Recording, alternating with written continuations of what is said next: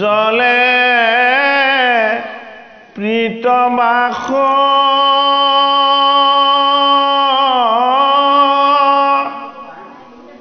যেন অগ্নি কৰে পৰ কাষ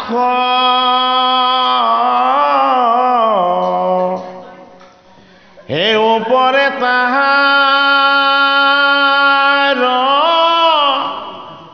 মেঘলা আতে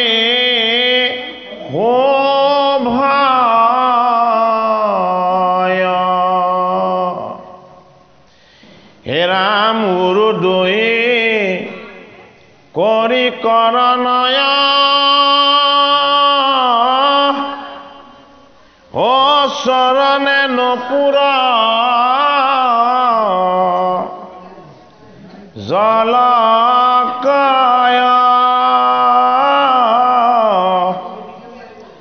হে তৰুণ বয়স প্ৰভু স্থিত সৰ্ব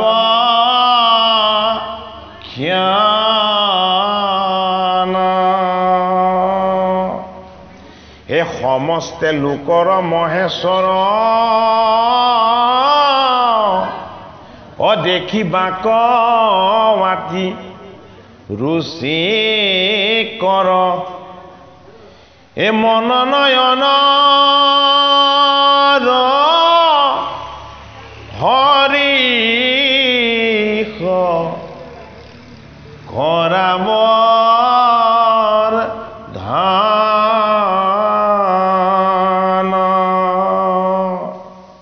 ভাগৱতৰ তৃতীয় স্কন্ধত মাতৃ দেৱাহুতিক স্বৰূপ জ্ঞান কথন। এই স্বৰূপ জ্ঞানটোনো কি বস্তু? স্ব মানে কি? স্ব মানে নিজৰ। ৰূপ মানে কি? ৰূপ মানে আকাৰটো, প্ৰকাৰবিলাক, তাত থকা লক্ষণবিলাক, হয়নে? মাতৃ দেৱাহুতিৰ লগত ঈশ্বৰৰ তত্ত্ববিলাক কেনেদৰে প্ৰকাশ হৈ বিৰাজমান হৈ আছে সেই কথাটো কপিল ভগৱানে কৈছে। কি বুলি কৈছে? জগতৰ নাথ মহাহৰি চিন্তি বেক তাক যত্ন কৰি। এই জগতখন কি? এই জগতখন হ'ল জগন্নাথৰ মায়া। ভগৱানৰ এটা নাম কি? জগত। ভগৱানৰ এটা নাম কি? জগন্নাথ। ভগৱানৰ নামেই জগত আৰু ভগৱানৰ নামেই জগন্নাথ। এই জগতৰ হৰিক কেনেকে চিন্তা কৰিবলৈ কৈছে যে তুমি চিন্তা কৰা হে মাতৃ। বোলে কি? এই জগতত তুমি যিমান দেখিছা, যিমান শুনিছা, হয়নে? এই সমস্ত বিলাকত আকাৰ শূন্য হৈ, আকাৰ বৰ্জিত হৈ, নিৰাকাৰ হৈ, আত্মা হৈ, পৰমাত্মা হৈ কোন বাস কৰি আছে? তোমাৰ লগত যিদৰে তুমি কথা ক'ব পৰা শক্তি হৈ, শ্ৰৱণ কৰিব পৰা শক্তি হৈ, দৃষ্টিৰে চাব পৰা শক্তি হৈ, হাতেৰে কৰ্ম কৰিব পৰা শক্তি হৈ, ভৰিৰে যাব পৰা শক্তি হৈ, স্মৃতিৰে মনত ৰাখিব পৰা শক্তি হৈ ভগৱান কৃষ্ণ আছে। কাৰ লগত? আমাৰ প্ৰত্যেকৰে লগত। কোন আছে? ভগৱান কপিল আছে। তুমি সেই কথাটো বুজিবলৈ যত্ন কৰা। বোলে কি? ৰ'দত শুকাই আছে, বৰষুণত তিতি আছে, অথচ গছজোপা দিনে দিনে ডাঙৰ হৈ গৈ আছে। বোলে এই বিৰিখজোপাত কোন আছে? পৰমাত্মা বাস কৰি আছে। নহ'লে ৰ'দত শুকাই মৰি গ'লহেঁতেন, বৰষুণত তিতি ধ্বংস হৈ গ'লহেঁতেন। এই গছ গছনিবিলাক ৰ'দত শুকাইছে, বৰষুণত তিতিছে, কিন্তু মৰি যোৱা নাই, শুকাই যোৱা নাই। কিয়? অক্ষয় অব্যয় কৰি ঈশ্বৰে সেউজীয়া কৰি ৰাখিছে যে মই সেউজীয়া সনাতন, মই থকালৈকে তুমি ৰ'দত তাপিত হ'বা আৰু জলৰ বৰষুণত তুমি সিক্ত হ'বা, কিন্তু তোমাৰ কেতিয়াও মৃত্যু নহয়। মাতৃ দেৱাহুতিক কপিল ভগৱানে সেই কথাটোকে বুজাই দিছে। কি বুলি বুজাই দিছে? যে মোৰ স্বৰূপটো তুমি প্ৰত্যক্ষ কৰা। বোলে কি?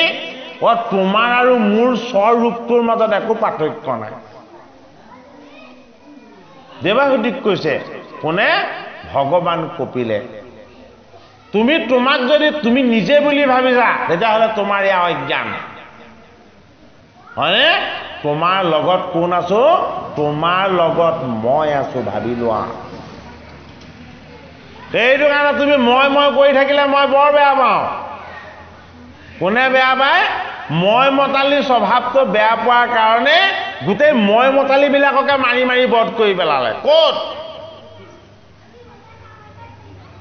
সমুদ্ৰৰ পাৰত প্ৰভাস তীৰ্থত। কি কৰিলে? মাধুৰী বনেৰে সৈতে মৰিয়াই মাৰিলে যদুকুলটো।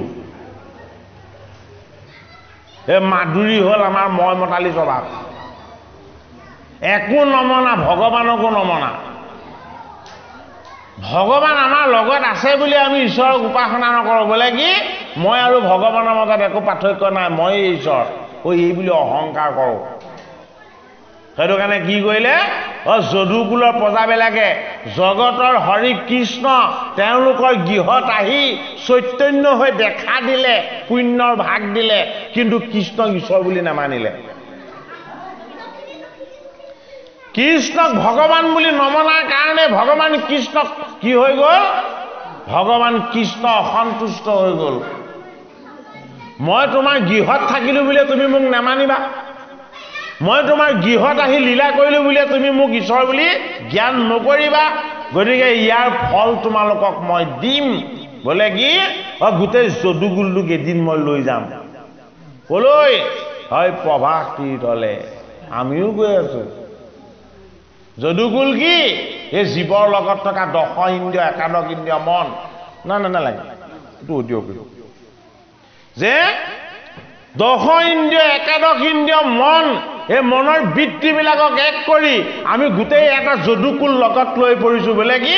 এই যদুকুলৰ মালিকজন কোন? যাদৱ। যাদৱ কোন? আমাৰ আত্মা। হয়নে? যাদৱানন্দ কোন?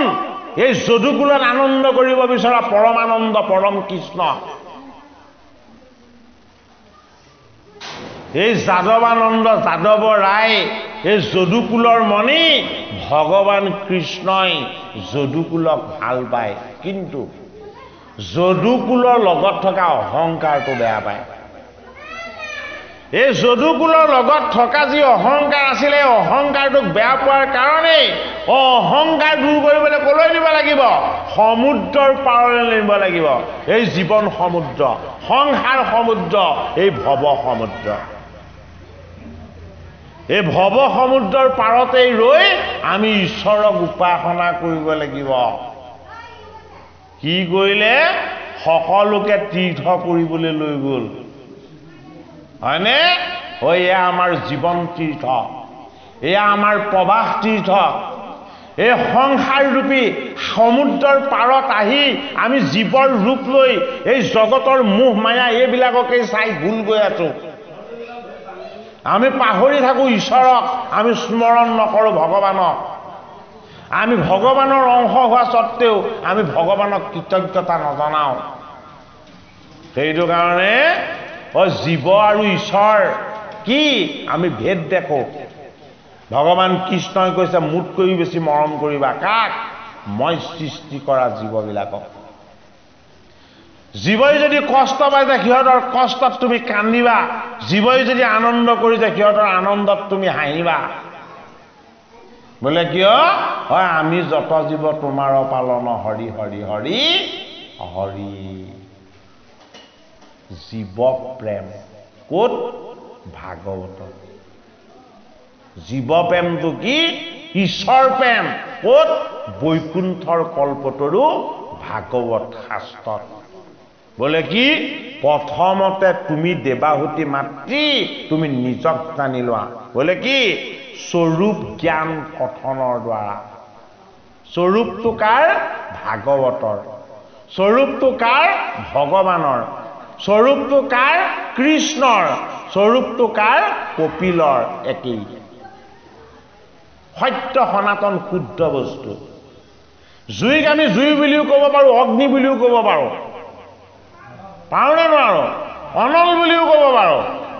জুই জুইয়েই, অগ্নি অগ্নিয়েই। হয়নে বাৰু? ইয়াৰ অনেক নাম থাকিব পাৰে, কিন্তু তাৰ কাম এটাই। বোলে কি? ই কেতিয়াও কেঁচা পকা নেবাচে। ই দহন কৰিবই। দহন কৰিব পৰা শক্তি সামৰ্থ্য অগ্নিৰ লগত আছেই। হয়নে বাৰু? সেইটো কাৰণে আমাৰ লগতো অকণমান অগ্নি আছে। সেইটো কাৰণে অগ্নি বেছি হলে কি হ'ব? মৰিবা। যদি কম হয় কি হ'বা? তেতিয়াও মৰিবা। সেইটো কাৰণে জিভাত থাৰ্মোমিটাৰডাল দি জুখিছা। হয়নে? এই দেহৰ উত্তাপ আমাৰ জীৱনৰ সঞ্জীৱনী শক্তি। এই দেহৰ উত্তাপটো কোনে ধৰি ৰাখে? পৰমাত্মাই। এই পৰমাত্মাৰ শক্তিৰ সৈতে দেহটো উষ্ণ হৈ থাকে, শীত হৈ থাকে। সেইটো কাৰণে পৰমাত্মাই হ'ল কপিল ভগৱান মাতৃ দেৱাহুতিক বুজাইছে। বোলে কি? মই তোমাৰ পৰা আঁতৰত নাই, মই তোমাৰ লগত আছো। গতিকে আমাৰ প্ৰথম আত্মজ্ঞান লাভ হ'ব লাগিব। কি বুলি? ঈশ্বৰ আমাৰ পৰা ভেদ নহয়, ঈশ্বৰ আমাৰ সৈতে একেলগে আছে। কি হৈ আছে? আমাক কথা কোৱাই আছে, আমাক কথা শুনাই আছে, আমাক চকুৰে দেখাই আছে, স্মৃতিৰে স্মৰণ কৰাই আছে। কোনে? ভগৱন্ত প্ৰভুৱে। এইখিনি যদি ঈশ্বৰে কৰাই আছে বুলি যদি আমি মনত আনিব পাৰোঁ, ধৰিব পাৰোঁ, পালিব পাৰোঁ, আমাৰ দুখবিলাক দূৰ হৈ যাব। কি হ'ব? প্ৰসন্ন বদন প্ৰফুল্ল যেন কমল। আমি একো নহয়, সকলোবিলাক ভগৱন্ত প্ৰভুৱেই মালিক। প্ৰভুৱে যদি দুখ দিছে ইয়াত দুখ কৰিবলগীয়া নাই, প্ৰভুৱে যদি আনন্দ দিছে ইয়াত আনন্দ কৰিব লগাও নাই। বোলে কিয়? তেওঁ নিজেই আনন্দময়। জগতৰ হৰি কি? জগতৰ হৰি নিজেই আনন্দময়। হৰি য'ত প্ৰকাশ হয় তাত আনন্দ প্ৰকাশ পায় বোলে কি ৰাম ৰূপত জন্ম ললো গোটেই অযোধ্যাই উৎসৱ পাতিলে কৃষ্ণ ৰূপত জন্ম ললো বোলে কি বায়ু ধূলি আকাশ বতাহ মেঘ সকলোবিলাকে উৎসৱ পাতিলে সেইটো কাৰণে শিলাবৃষ্টি হৈ গ'ল কৃষ্ণৰ জন্মত শিলাবৃষ্টি হোৱা নাছিলে জানো হয়নে বাৰু বৰষা কালত কৃষ্ণৰ জন্ম বসন্ত ঋতুত ভগৱান ৰামৰ জন্ম একেজনে ঈশ্বৰ দুটা ঋতু কিয় বাছি ললে বসন্তত দুখ আৰু যান্ত্ৰণা থাকে বৰষাত থাকে আমাৰ জীৱনৰ গোটেই জীৱনৰ দুখ যান্ত্ৰণা এই গোটেইবিলাকক দূৰ কৰি দিব পৰাৰ শক্তি সামৰ্থ্য সাহস আৰু উপায় এইটো কাৰণে ৰামৰ জন্ম হৈছিলে বসন্ত ঋতুত কি হ'ল বসন্তত জন্ম হ'ল বনবাসত বেছি থাকিলে কি হ'ল ভাত যা সীতাক আকৌ ঘূৰাই আনি আকৌ বনবাসে দি দিলে হয়নে ৰাম লীলাটো বুজিব লাগিব ৰামে ক'ত লীলা কৰিছে অযোধ্যা মানেনো কি যিখন ৰাজ্যক কোনেও কেতিয়াও প্ৰতিহত কৰিব নোৱাৰে কেতিয়াও পৰাজয় কৰিব নোৱাৰে সেই ৰাজ্যখনৰ নাম হ'ল অযোধ্যা কোনখন ৰাজ্য কেতিয়াও কোনেও বিনাশ কৰিব নোৱাৰে অথবা পৰাজয় কৰিব নোৱাৰে সেই ৰাজ্যখন কি আমাৰ আত্মাক একোৱে কেতিয়াও পৰাজয় কৰিব নোৱাৰে আত্মাক কেতিয়াও কোনেও কি কৰিব নোৱাৰে পৰাভৱ কৰিব নোৱাৰে আত্মা কি আত্মা হ'ল শক্তি সামৰ্থ্য সাহস দিব্য জ্যোতিৰ তত্ত্ব আৰু আনন্দময় সেইটো কাৰণে আত্মাৰ তত্ত্বটোক দেখা নাযায় আত্মাৰ তত্ত্বটোক চুব পৰা নাযায় আত্মাৰ তত্ত্বটোক চাব পৰা নাযায় আত্মাৰ তত্ত্বটোক স্পৰ্শ কৰিব পৰা নাযায় কিন্তু উপায় আছে বুজিব পৰা যাব বোলে কি 10টা দেহৰ ইন্দ্ৰিয়ৰে সৈতে তোমাৰ মনটোক টানি আছে কলৈ এই জীৱন ৰথক টানিছে এই জীৱন ৰথক কলৈ টানি আছে সংসাৰৰ ফালে টানি আছে এই 10টা ইন্দ্ৰিয়ৰে সৈতে একাদশ ইন্দ্ৰিয় মনেৰে সৈতে আমি কি আমি প্ৰত্যেকে একোজন দশৰথ এই দশৰথৰ গৃহত 3গৰাকী ভাৰ্যা পালে হয়নে এই 3টাই হ'ল জীৱৰ গুণ বোলে কি কৌশল্যা মানে জ্ঞান কৈকেয়ী মানে কৰ্ম সংস্কাৰ আৰু সুমিত্ৰা মানে সেৱা সংস্কাৰ জ্ঞান কৰ্ম আৰু সেৱা এই 3টা বস্তু যদি কেনেবাকে আমাৰ লগত যদি আমি ভাৰ্যাৰূপী জীৱনৰ বৃত্তি কৰি ল'ব পাৰো 4 বেদ নামি আহিব বোলে কি ৰাম লক্ষ্মণ ভৰত শত্ৰুঘ্ন বেদ গুণময় বেদৰ তত্ত্ব নিৰ্গুণ ৰাম গুণময় হৈ দেহৰ তত্ত্বত অৱতাৰ লৈ দেখাইছে কিন্তু ৰামৰ নাম গুণময় নহয় ৰামৰ নাম কি ৰামৰ নামটো নিৰ্গুণ এইটো কাৰণে সমুদ্ৰত নিজে শিলটো ৰামে দি দিছে কিন্তু কি হ'ল ডুব গ'ল আকৌ হনুমানে কি কৰিছে তাত ৰাম বুলি লিখি দিছে কি হৈ গ'ল শিলটো উপঙি গ'ল হয়নে নহয় আমাৰ লগত থকা ৰামৰূপী আত্মা বোলে কি কোনো ভৰ নাই এই সংসাৰ সমুদ্ৰত ৰাম নাম কেতিয়াও ডুব নাযায় নাম সদায় বৈকুণ্ঠ ধামৰ ফালে যাব মানে এই দেহটো কিন্তু ডুব যাব ইয়াত হয়নে নহয় হয়নে বাৰু এইটো কাৰণে আমাৰ ভাগৱত শাস্ত্ৰই দেহৰ সেৱাৰ কথা কোৱা নাই আত্মা ৰামৰ সেৱাৰ কথা কৈছে আত্মা ৰামক আমি কেনেকে সেৱা কৰিম ৰাম গুণময় নহয় ৰাম নিৰ্গুণ ৰাম গুণময় তত্ত্বত কেতিয়াও নাই ৰাম গুণৰ পৰা অতীত সেইটো কাৰণে গুণাতীত হয়নে সেইটো কাৰণে ভকতজনকে ভগৱান জ্ঞান কৰিব লাগিব মই যিজন ভকতৰ চৰণ চুই সেৱা কৰিছো সেইজন ভকতৰ হৃদয়তেই তুমি হিহিকে হৈ লুকাই আছা হে জগতৰ তোমাৰ চৰণ চুই মই আশীৰ্বাদ ল'ব বিচাৰো কেনেকে এই ভকতৰ চৰণ স্পৰ্শ কৰি এইটো জীৱৰ প্ৰতি প্ৰেম আহিল জীৱৰ প্ৰতি ভক্তি আহিল হয়নে জগতৰ হৰিত অৰ্পণ কৰাৰ কাৰণে সেই সেৱাটো কি সেৱা হ'ল নিৰ্গুণ সেৱা হ'ল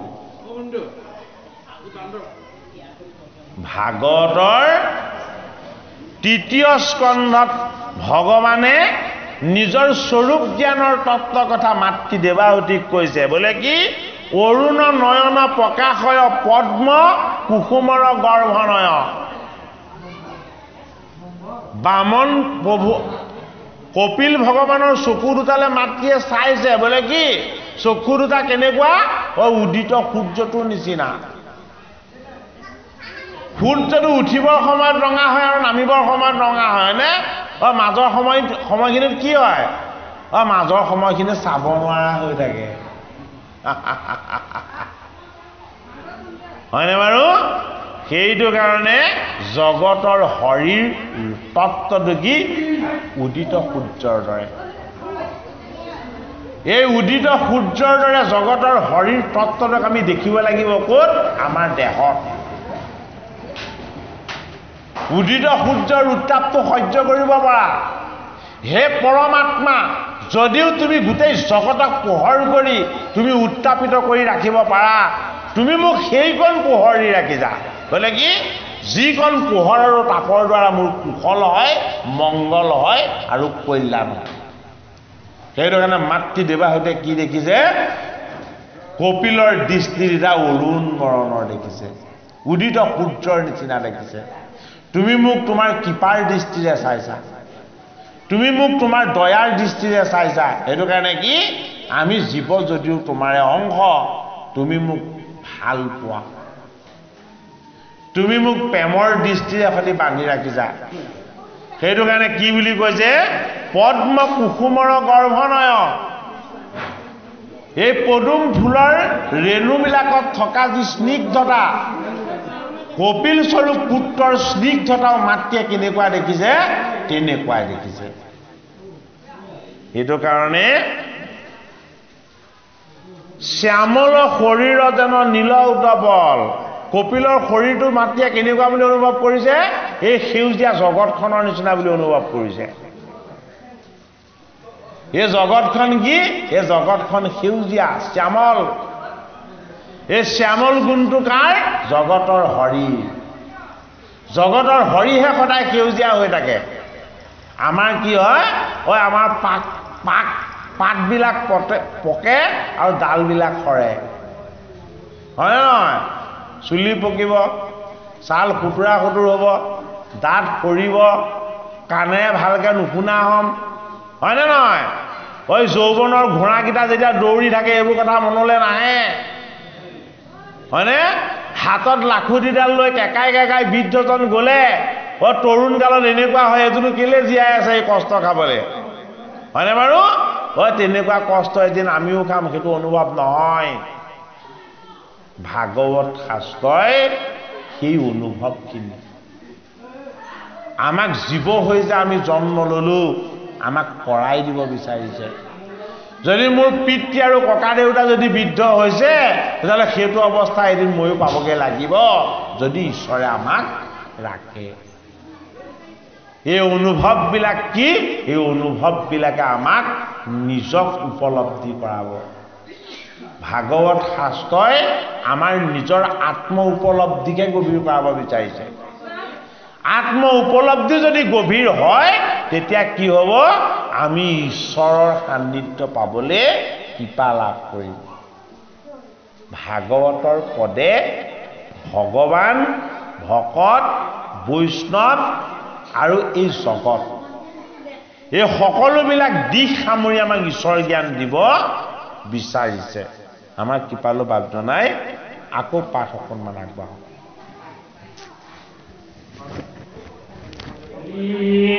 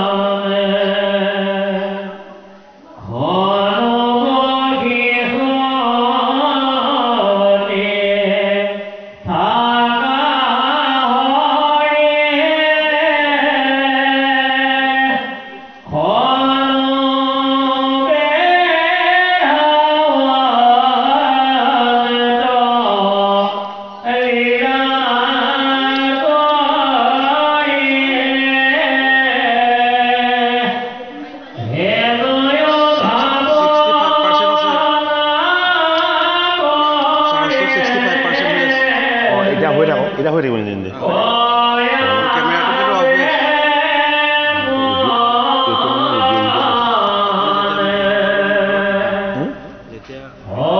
অকণমান আপুনি ৰওক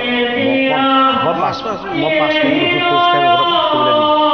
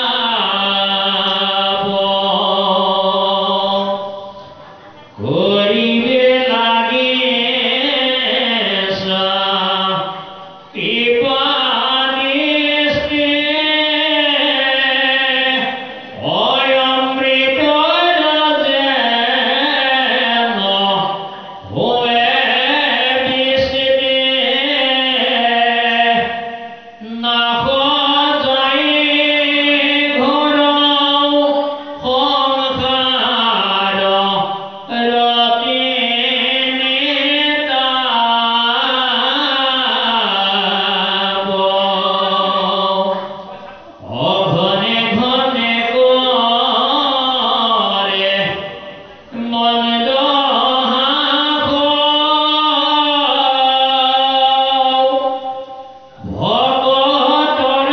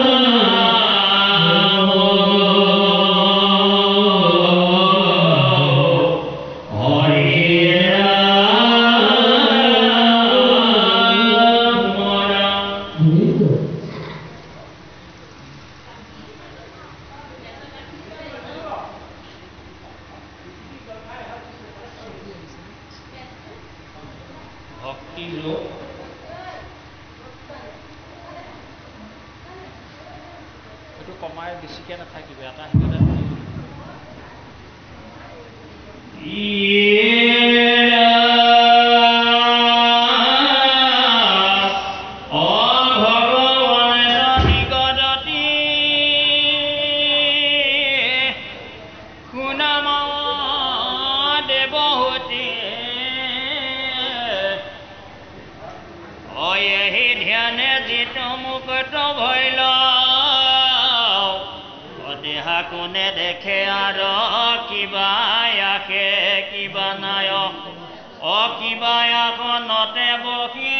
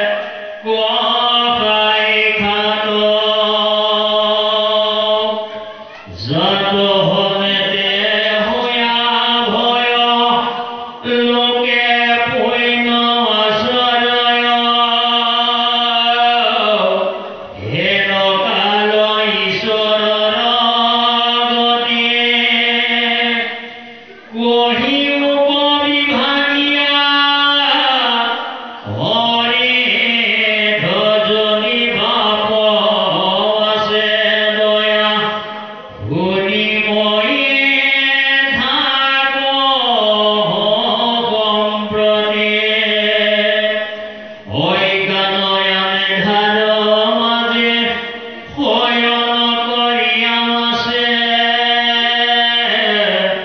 শান্ত হৈয়া জীৱ জগতৰ অয়া সম্ভাৱ কৰি দয়া মুধ উদয় ভৈলা তুমি যোগ পন্থ প্ৰকাশ ভাস্কৰ এতেকে জানিল মই ইবাৰ সমস্তে লোক উদ্ধাৰ কৰিয়া কৃপাময় হৰি মোৰ মহাধৈৰ্য আছে অসংখ্যাত কুইন অধেন প্ৰভু ভৈলা মৈতে বলন্ত এহি মাতৃৰ গুণ দৰবানী শুনি প্ৰভু কপিল ঈশ্বৰ অকৃপায়ে পীড়িত হুয়া মাতিল অনন্ত প্ৰসংগে হিয়া কুশলক চিন্তিয়া লোকৰ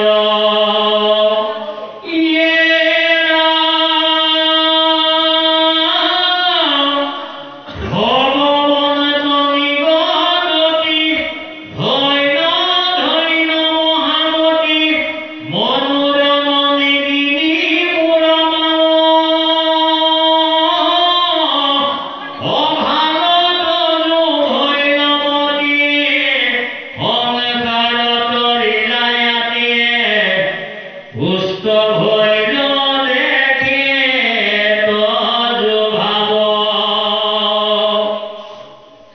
শুনিও ভাবিনী আদে অপ্ৰশ্নৰয় উত্তৰ কহোঁ ভক্তি পুনঃ বহুবিধ নয় কিন্তু পুৰুষৰ ফল সংকল্পৰ অনুসাৰে ভক্তি নানা মতে ভেদ হয় পৰ কুমাৰী বেপ্ৰ